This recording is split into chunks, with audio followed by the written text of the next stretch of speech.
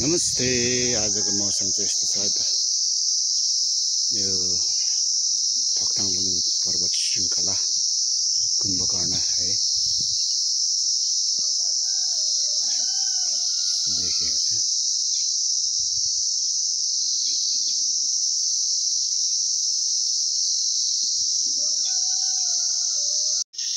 फेरि पनि हाम्रो चोकतिर जाँदैछु, हाम्रो सानो चोकतिर। र यो चोकको पछिल्तिर चाहिँ कुम्भकर्ण हिमाल देखिएको छ। एकदमै मनमोहक।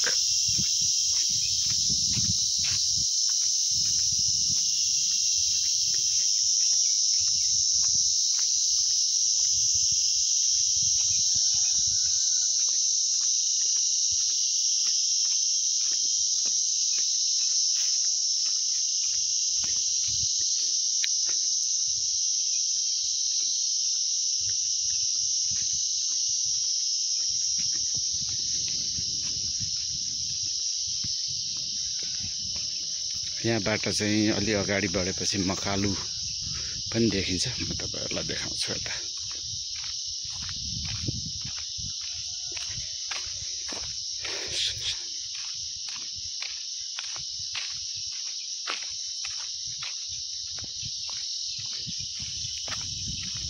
सुनसान हिमाल हेर्न आएको यहाँ। आज चाहिँ मजाले खुलेछ।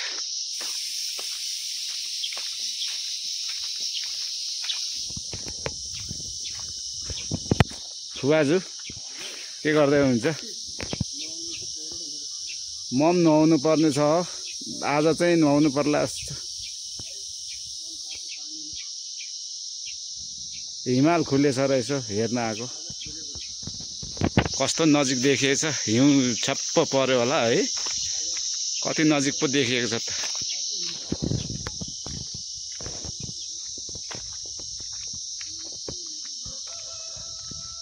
अलि रुखपातले चाहिँ छेलिएर यता चाहिँ कुम्भकर्ण, यता चाहिँ नै मकालु। यहाँ चाहिँ मकालुलाई चाहिँ अलिकति रुखपातले छेलिएको छ यता। 06 मा राखेर अहिले मैले यो फोनबाट भिडियो गरिरहेको छु।